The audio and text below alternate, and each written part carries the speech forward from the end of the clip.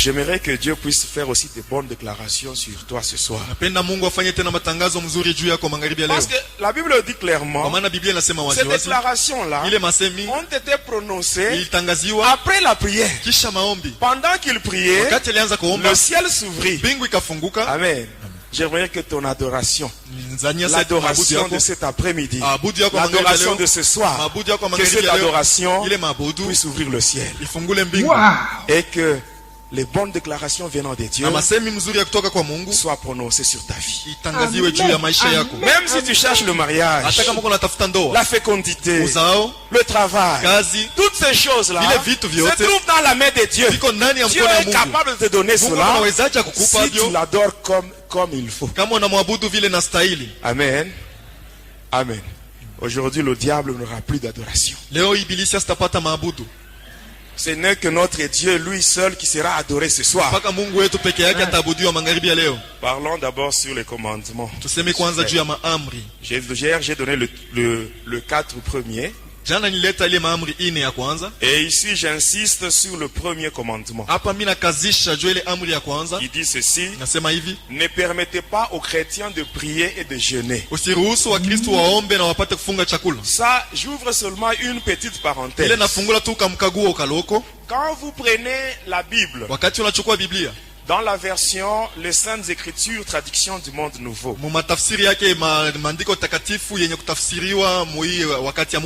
amen. C'est-à-dire la Bible de témoins de Jéhovah. Vous prenez ce premier commandement. Ici, il est question de la prière et du jeûne. Quand vous lisez la Bible, vous êtes dans Matthieu 17, 21. Là, le Seigneur Jésus parle sur le jeûne et la prière. Quand vous prenez cette Bible-là, vous allez voir que ce passage ne se trouve pas dans cette Bible. Allez vérifier. Amen. La Bible où c'est écrit les Saintes Écritures, traduction du Monde Nouveau. Le passage là, Matthieu 17, 21. Où Jésus dit que cette sorte de démon ne sort que par le jeûne et la prière. Vous allez voir que dans cette Bible là, ce passage n'existe pas. Et à cette place, il y a juste un trait. Allez vérifier. Et ça va, c'est encore une preuve. Amen.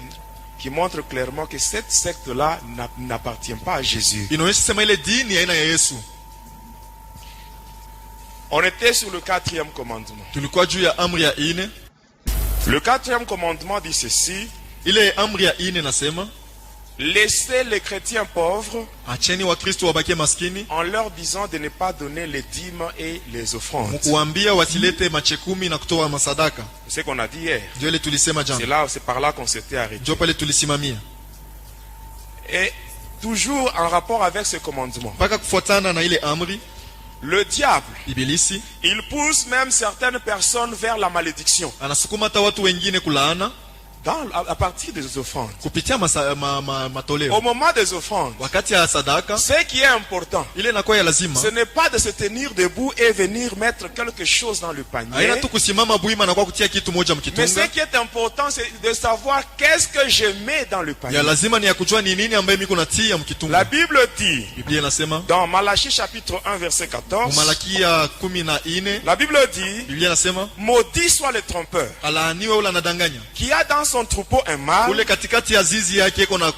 qui sacrifie à l'Éternel une bête chétive. Il y a des gens qui offrent même des faux billets dans l'église.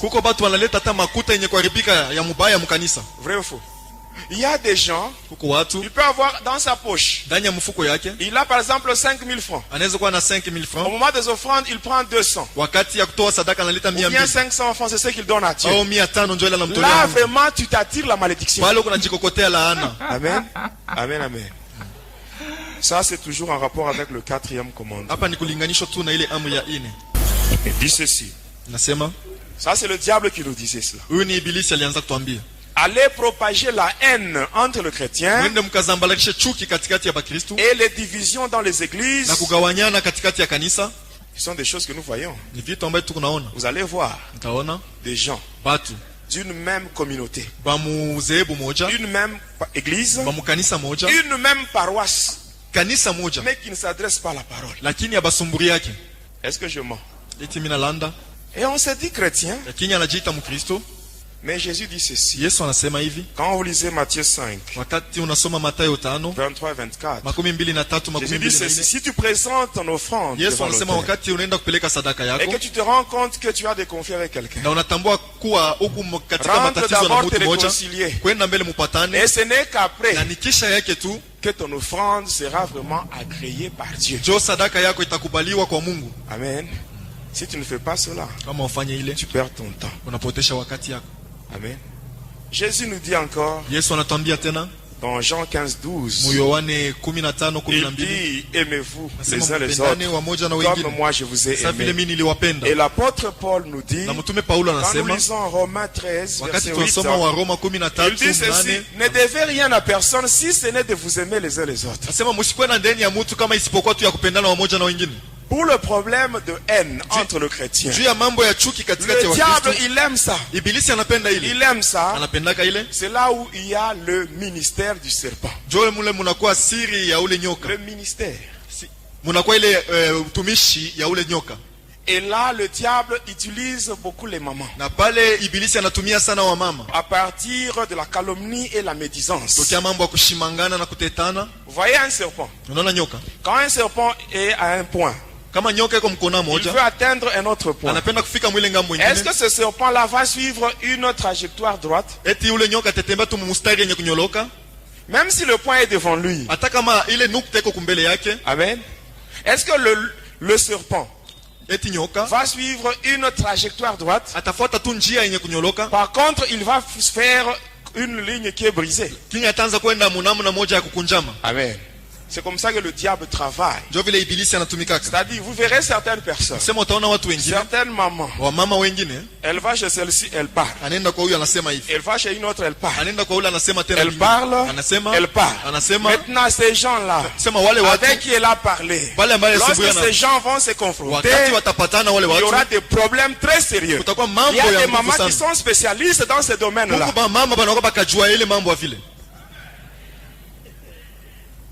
C'est le diable. Amen. Pour ce qui est de division, c'est un principe du diable, diviser pour régner. S'il y a un problème, quel que soit le problème, sachez qu'il y a toujours une solution devant Dieu. Les enfants d'Israël, ils se retrouvent devant eux, il y avait la mer rouge. Amen. Derrière eux, il y avait l'armée de Pharaon. Ils ne savaient pas quoi faire. Et comme Dieu était avec eux, il a donné une solution. La division vient du diable. Et aujourd'hui, il y a des faux serviteurs qui créent des divisions et qui attirent beaucoup de gens vers eux.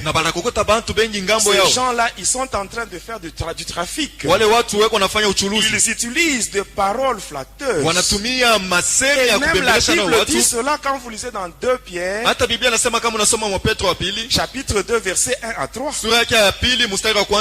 Vous allez lire cela à la maison. Passons au 6e commandement. Le 6e commandement de Lucifer dit ceci.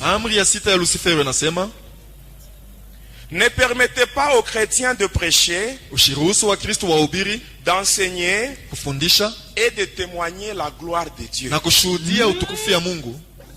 Pour ce qui est de prêcher et enseigner, c'est en rapport avec ce qui est dit dans Romains 10, verset 17. Où la Bible nous dit que la foi vient de ce qu'on entend. Et ce qu'on entend vient de la parole de Dieu. Ainsi le diable, il ne veut pas que les enfants de Dieu soient enseignés. Il ne veut pas qu'on puisse prêcher aux enfants de Dieu. Parce que s'ils sont enseignés, s'ils reçoivent des prédications, ils seront affermis dans la foi. Or, une fois qu'on a la foi, automatiquement géographiquement, on peut facilement résister au diable. On peut être agréable dans la présence de Dieu si on a la foi. C'est ainsi qu'il nous a envoyés dans les églises pour troubler les enseignements ainsi que les prédications. Et je vous avais expliqué comment on arrivait à lier la langue des prédicateurs. Je vous avais expliqué ça ici. C'était en rapport avec le 6e commandement. Mais pour ce qui est du témoignage, parce que le 6e commandement dit ne permettez pas aux chrétiens d'enseigner, de prêcher et de témoigner la gloire.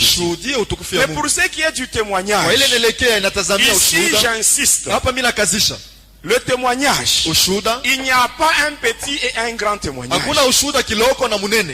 Amen. Il n'y a pas de petit et de grand témoignage. Quand on témoigne ce que Dieu a fait, ça c'est un signe de reconnaissance. Quand je témoigne, je suis reconnaissant pour ce que Jésus a fait pour moi. La délivrance que Jésus m'a accordée, il me l'a accordée gratuitement. Je n'ai pas payé. Mais c'est par la grâce. Et je dois témoigner pour marquer ma reconnaissance. Il y a des gens parmi nous. Jésus a déjà fait beaucoup de choses pour eux. Mais ils n'ont jamais témoigné. Tu étais malade. Tu es guéri. Mais c'est Jésus qui t'a guéri. Pourquoi ne pas témoigner ça? Tu étais à la maternité. Tu as donné naissance à un enfant. Pendant qu'il y avait encore d'autres femmes. Tu étais parti à la maternité avec toi. Mais ces femmes sont mortes pendant l'accouchement. Mais toi, tu es sorti de là vivant. Mais pourquoi ne pas témoigner ça? Tu étais malade. Tu étais malade. Tu es allé à la pharmacie. Tu as payé des médicaments. Une autre personne avait la maladie comme toi. Et cette personne est allée à la pharmacie. La personne a payé le même médicament que toi. Toi, tu as pris cela. Ton corps est soulagé. Tu es guéri. Mais cette autre personne n'a pas trouvé la guérison.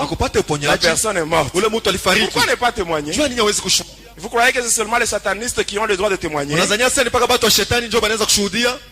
Amen. Quand tu témoignes, tu as la victoire sur le diable. Quand tu témoignes, tu as la victoire sur tous tes ennemis. Parce que la Bible nous dit clairement, dans Apocalypse 12 verset 11, la Bible dit, ils l'ont vaincu à cause du sang de l'agneau et à cause de la parole de leur témoignage. Et le témoignage, mes bien-aimés, c'est un ordre direct qui vient de Jésus lui-même. C'est ce que Jésus lui-même avait dit. Quand on lit Actes des Apôtres, chapitre 1 verset 8, Jésus lui-même dit ceci: vous recevrez une puissance, le Saint-Esprit survenant sur vous, vous serez mes témoins, en commençant par Jérusalem, la Judée, la Samarie et jusqu'aux extrémités de la terre. Amen. Amen. Maintenant le problème, tu as quel témoignage dans ta famille? Tu as quel témoignage dans ta rue, dans ton avenue, dans ton quartier? Peut-être c'est à l'église qu'on te connaît comme un chrétien. Sur le lieu de travail, tu as quel témoignage? Par tes actes là, qu'est-ce que tu as comme témoignage? Amen. Amen. On peut témoigner Christ même au travers des actes. À partir de mon comportement, je peux témoigner Christ. N'est-ce pas?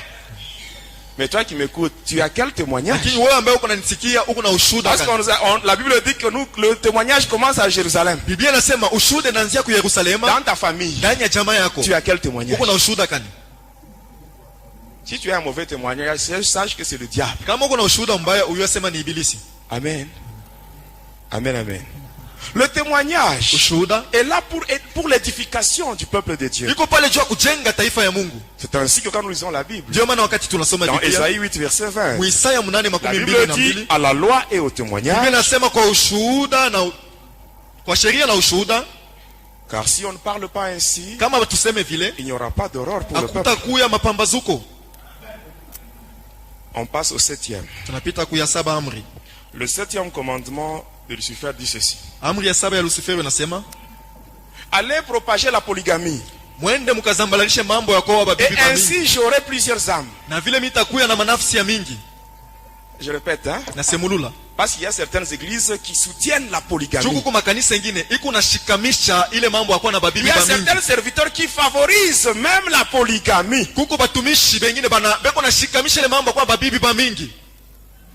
Allez propager la polygamie. Et ainsi j'aurai plusieurs âmes. Amen. Amen.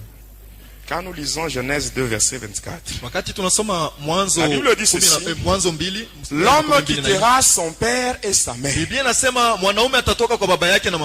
s'attachera à sa femme. Là on précise bien, il s'attachera à sa femme. Il ne s'attachera pas à ses femmes. Quand on dit sa femme, c'est pluriel, c'est singulier. Mais Dieu dit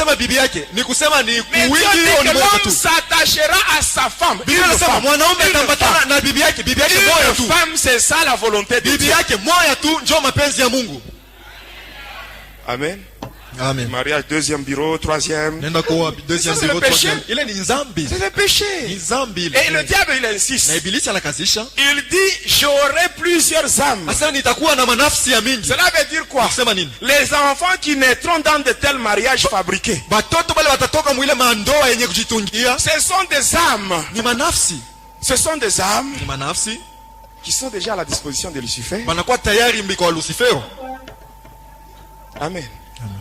La Bible est claire, mes bien-aimés. La Bible dit ceci. Dans Exode 20 et le verset 5. Amen. Dieu dit ceci: je suis un Dieu jaloux. J'ai puni l'iniquité des parents sur les enfants jusqu'à la 3e et à la 4e génération. Amen. De tels mariages qui ne sont pas dans la volonté de Dieu, c'est déjà le péché.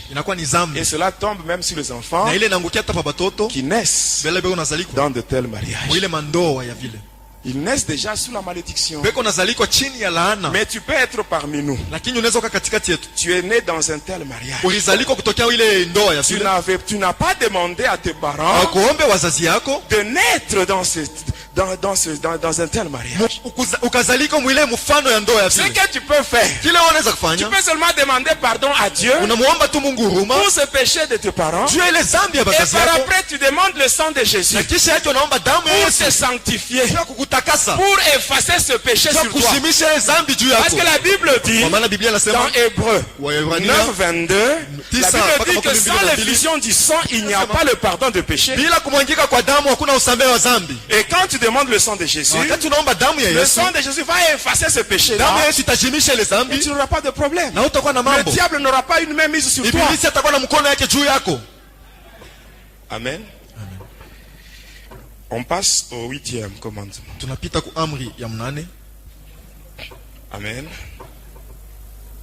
Le 8e commandement dit ceci: soumettez le chrétien à l'adoration des images et des idoles. Vous allez voir certains chrétiens qui ont dans leur maison des images, d'un faux Jésus avec un cœur rouge. Il y en a d'autres qui ont des photos dans leur maison où il y a une certaine Marie. Celle-là, ce n'est pas la mère de Jésus. Celle-là, c'est Marie Marguerite. Marie qui avait donné naissance à l'enfant Jésus. Elle est déjà morte.